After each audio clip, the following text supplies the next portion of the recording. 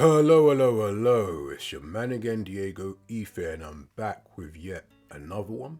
I hope you all had a great weekend, having a good day, and I hope your week gets even better.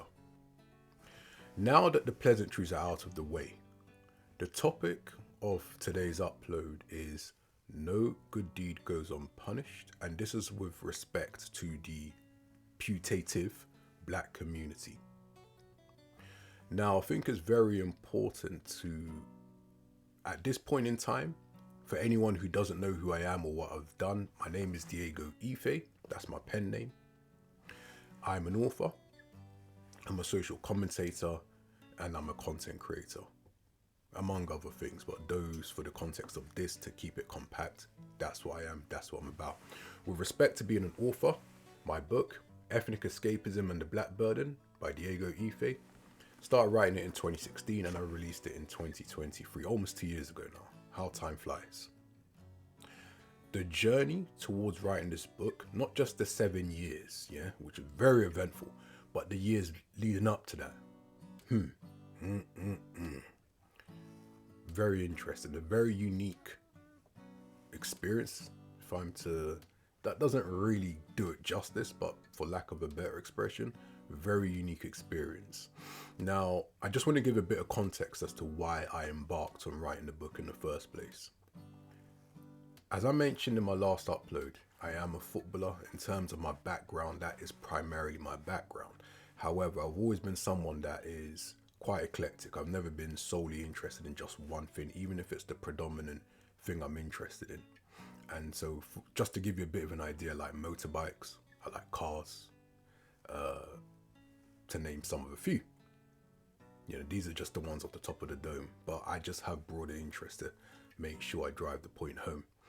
And so I was one of these kids that I loved sports, I loved doing outdoor activities, but I also like spending time in the library, learn a lot. Whether it was reading about literature, a lot of it would have been black related, whether it was to do with literature, history books, sports books.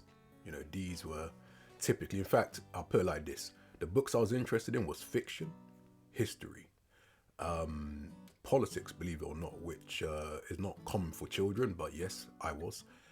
Football. I say geography / Africa. I used to like reading books about Africa, even if they were just overviews, which many writers produced at the time. Just like to feed my mind, and I believe that feeding your mind can provide the answers to lots of things and really can be the thing that will unlock the door, shall I say, to the most fulfilling experiences that you can possibly have. It's feeding the mind and everything else just flows with that, okay? So, one thing that I realized when I was growing up, I grew up in West London, quite a diverse community. The school that I went to, which was a Catholic school, I had people from all different backgrounds. Just in no particular order: Filipinos, Malaysians, Anglo-Irish, Scots to a certain extent, of course, and Welsh. Which other ones now? Caribbean islands. Not so much Jamaica, because the part of West London I come from is more smaller islands. So when you get towards the southern part of my borough, you start to see more Jamaicans. So there was a spattering of Jamaicans, but most of the other islands, St. Lucia, Barbados, which are once Dominica, and also Guyana, which isn't an island, but of course is culturally Caribbean. There were a few Africans as well, some from Nigeria, more so Yoruba and Urhobo, Edo as well, some Ghanaians, some Sierra Leoneans, both those from the hinterland and the Creoles. I think we had Zambia as well. So just to give you an idea, it was quite eclectic, right? However, before I forget, the elders, the older people, very friendly, very friendly. And the Caribbean community in that part of West London made me feel very welcome. I've got to give love to them. Very welcome. And at least contributed to my sense of self. Between the conversations I'd have with older people, whether that was directly or eavesdropping, and conversations with my dad, I was like a sponge. I soaked up a lot of information. But the thing about me is I love production. I like to consume, but I like to produce. And I probably like to produce more than I like to consume. So I'm like, okay, fine. With all of this information, rather, what can I do with it? So I'd find myself sometimes in spaces, especially once I went to secondary school, sixth form and what have you, in spaces where people will be discussing black history, black identities. Obviously, these were quite innocent discussions. They were never going to be particularly theoretical and heavy and academic, just chitter chatter, right? But one thing that was consistently said was that, we don't have history. Oh, they took all of our history away from us. And interestingly enough, it weren't Caribbean people as much I was hearing that were saying that, as much as I was hearing more Africans. And I said, this is curious. Now I wondered whether that was truly the case, or whether they were over identifying with their New World counterparts.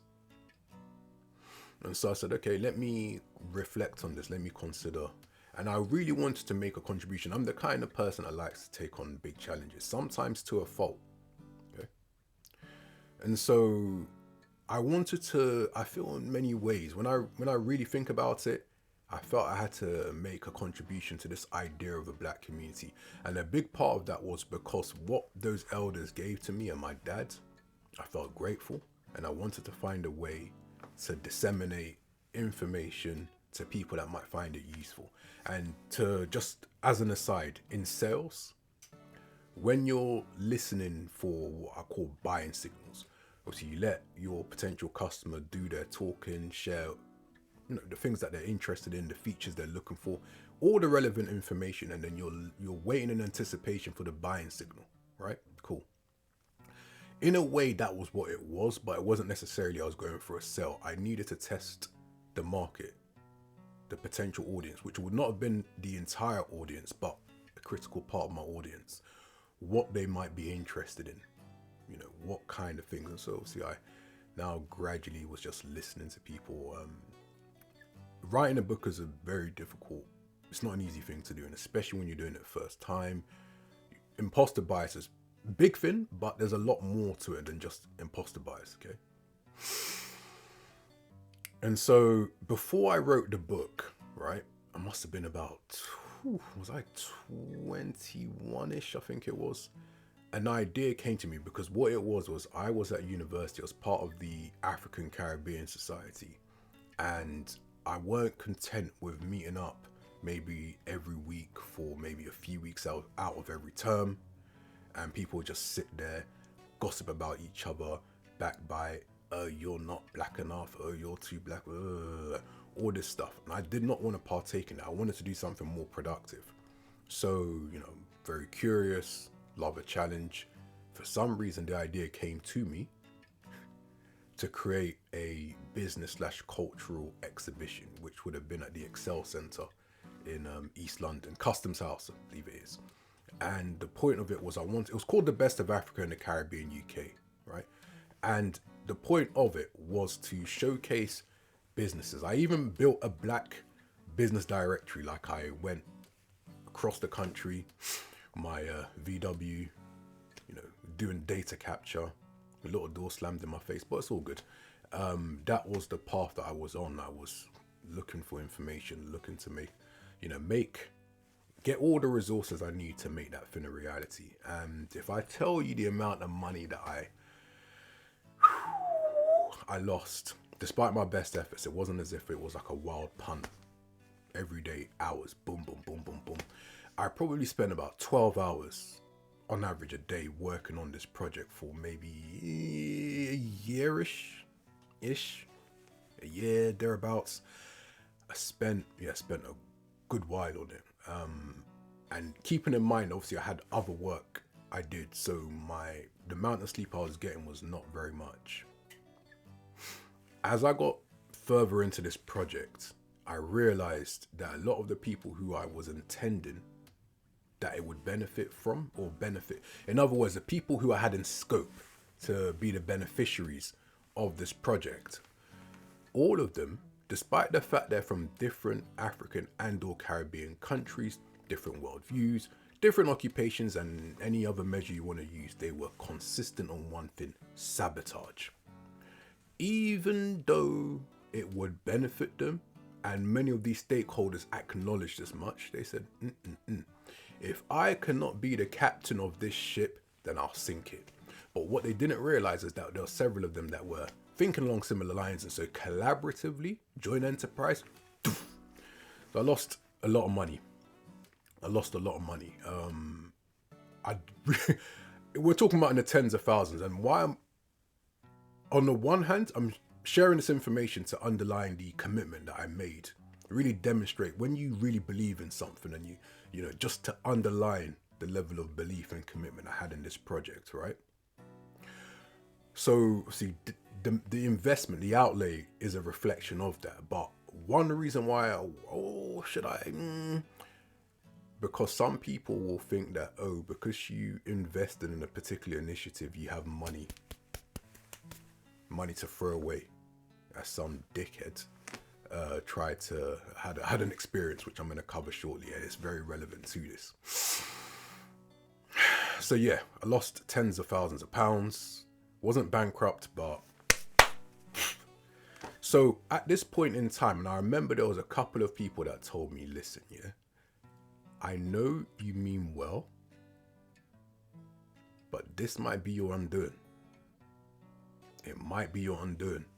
And ultimately, what they were saying, it was more than one person, as much as they may wish people, and that includes black people, well in general, there's no point in setting yourself on fire or self-immolation, because the chances are they wouldn't piss on you if you were on fire.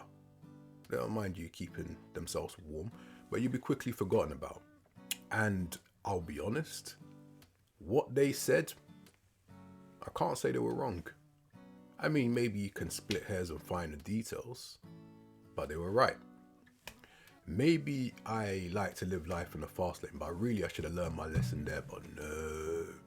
I chose to do some mentoring, help people get into jobs. To be honest, those things were fine. I was happy to do that. I have no regrets, and I'm happy to have helped people get into jobs, qualifications, or whether it was business plans. I would volunteer in different spaces, right? Just trying to offer the skills I had. And again, it was received as like, why do you know all of this? Why can't I know all this? As if because we're all black, we have the same experiences, none of us should respect each other's occupations or efforts, because fuck it, we're all black.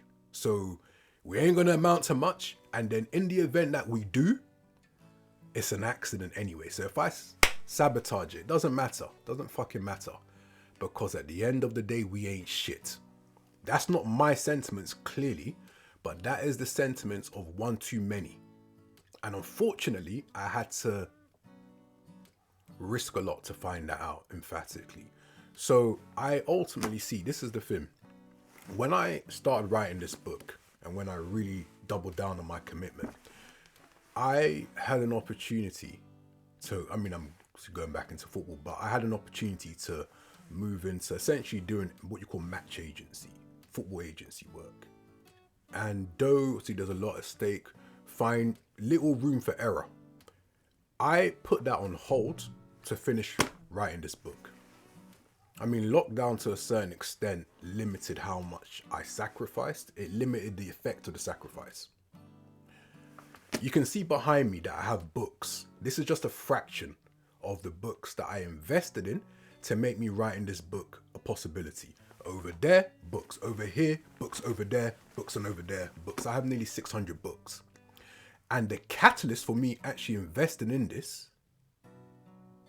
was to make a contribution. And I've been squeezed to within an inch of my sanity as a result of it. And what I will say, before I go further, I'm going to take accountability for doing what I did.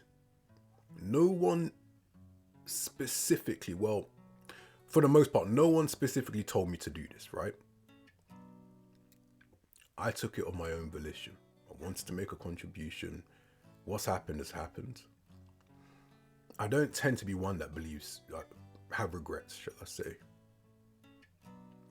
I'm not one that would say that I'm a regretful person. But this particular path has taken far more out of me than I thought it would. Far more out of me. I want to thank everybody who has supported my book, the process, giving me encouragement when I was in the process of writing it, and those people that have supported me throughout this journey up until now, right? I need to be clear, they mean more to me than the people that have tried to sabotage me, and I'm always going to have energy for them. And I don't like to give too much energy to negativity, but in context, if we're talking about resolve and tackling contentious issues, not for the sake of offense, but the sake of sharing critical information, I'm going to do just that.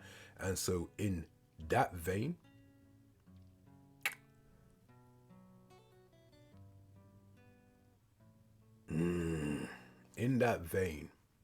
I'll really just drive home the things that I've actually had to deal with, you know. Sorry, just as I was preparing to say what I was going to say, you know, sometimes you can get lost just for a moment, for a split second in that memory. I had not lost my train of thought, just to say it, but just for a minute, you know, I'm like, whoa, wow, that was quite something. So here's the deal. Around lockdown time, I started to spend some time in different spaces, canvassing for, whether people would be interested in certain content. So because I'd written so much, trying to find a balance between meeting my goal, but making sure it was tailored for it to be as purposeful and as effective as possible. The amount of ridicule that I copped, people who just really were disrespectful. I got someone set me up physically to be attacked.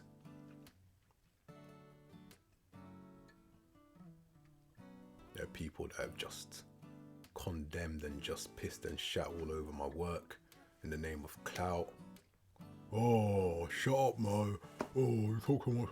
So I said to myself, whether I like it or not, the people who I had in mind writing this for do not really give a flying fuck about what I'm doing. It tends to be also generational. That's not absolute, but it tends to be generational.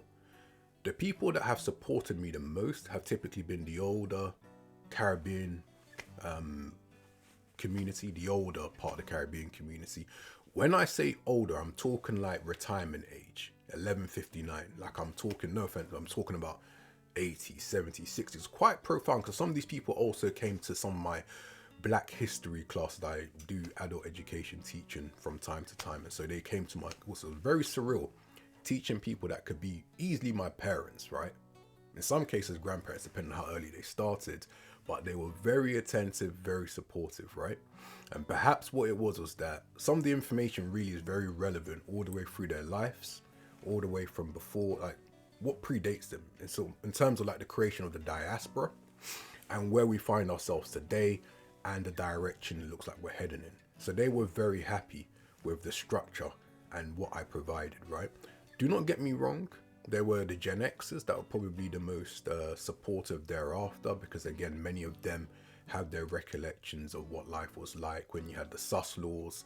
The environment for Black people in the UK was more hostile, and so on and so forth.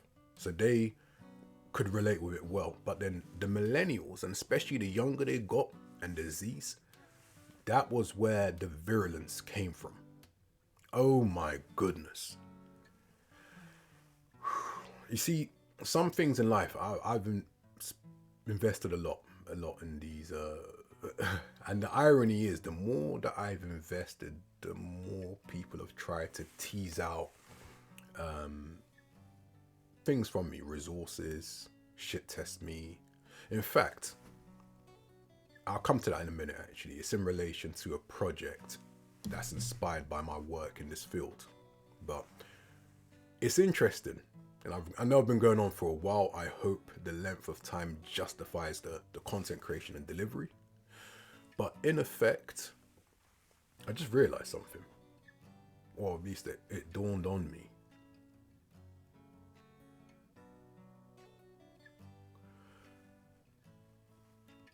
Not many people left much to the imagination when I spoke to them in hindsight. If someone's default response to me saying I invested a lot, both sacrificed income and used savings and what have you to accumulate the resources I needed, rather than saying, and I'm not looking for a pat on the back, don't get me wrong, but rather than, if anything, given that recognition of sorts, they would rather be like, okay, so like, you got any spare money? Like, or what are you saying? What are you saying? You got some money for man?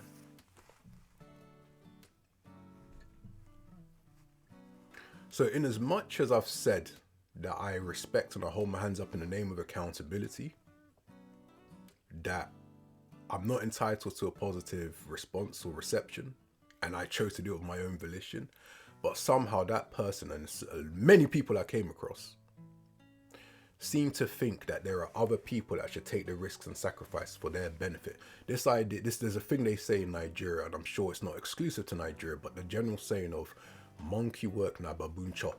In other words, too many people that want I or whoever to do work and for them to come in. And it's not like they'll come in with appreciation. They'll be saying, nah, that's not good enough. That needs to be improved. This, that, that. You now look at what they contribute, fuck all. And the reason why why they can easily fix their mouths to say certain things is because they made no investment. One thing I'll say, which I found tragic, but almost ironic in a way, was that people who were in the presence of me receiving, so the book fell down, being on the end of disrespect, would rather laugh at the person and give them the clout they were seeking, rather than saying, at least taking maybe a diplomatic approach and saying like, no, don't do that. That's not nice. I'm a big man. I don't necessarily need people to defend me, but I'm very emphatic in demonstrating and making it clear that they don't respect my efforts. And it's taken me a while, but I have finally taken the hint, and frankly speaking, there's no going back. So I've written books that are related to the black experience, with black identities in the diaspora, with the UK, US, to a certain extent other parts of the diaspora, and also writing about the black burden, the extensive black burden in Africa. I've written extensively on those things. I'm someone that if I say I'm going to do something, I'm going to deliver. I need to be very clear about that. So that I will do. Also, of course, my work was not in vain. Many of our experiences are not, no matter how difficult they are. And so a lot of the work that I done, research I accumulated over the years, I'm able to transfer that to a global football franchise I and some other parties are working on, which I'm very enthusiastic about. It's called the African Platinum League. Some work is going on behind the scenes, but once that information is available, I will share more information as soon as possible. Very excited. Whether you're into sports or not, given that we're going to have some concerts and some performances from, let's just say, some known people, you'll find it enjoying what's the word I'm looking for here? An enjoyable occasion. We got there in the end. An enjoyable occasion. Okay. The other thing is, I recognize that the one consistency that is shared as far and as wide as possible among black people, the thing that they kind of conflate with blackness, is popular culture, which is inherently political, but popular culture. So in that vein, I have been working on a TV series script / book. And again, seeing as people, black community, whatever, tend to be more receptive to entertainment and popular culture, that, thank you for the buying signals. I will deliver. Trust me, take it very serious. Coming with that. Gonna prioritize coming with that good quality content, good quality experiences, and I'm always open to feedback. Okay. I think I've covered everything that I wanted to cover. I know we're coming up to the 25-minute mark. I'm not gonna spend much longer on this, but really, I do thank you for hearing me, for listening to my content. This particular upload, quite difficult topic matter. May have used a bit of profanity here and there. but hopefully the message is clear. I have if I tell you how much I've invested, right? Yay.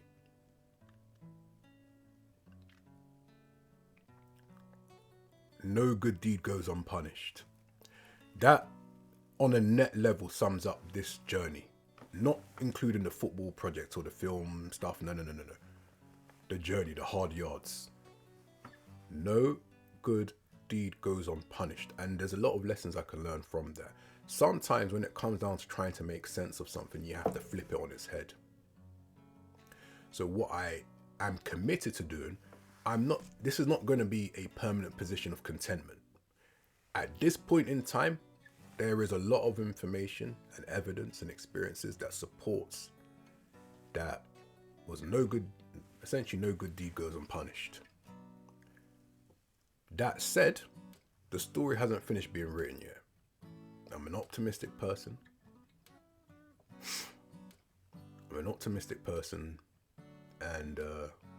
that's what I like to lead with. Oh, I did mention earlier in this upload that someone tried to scam me, if you will.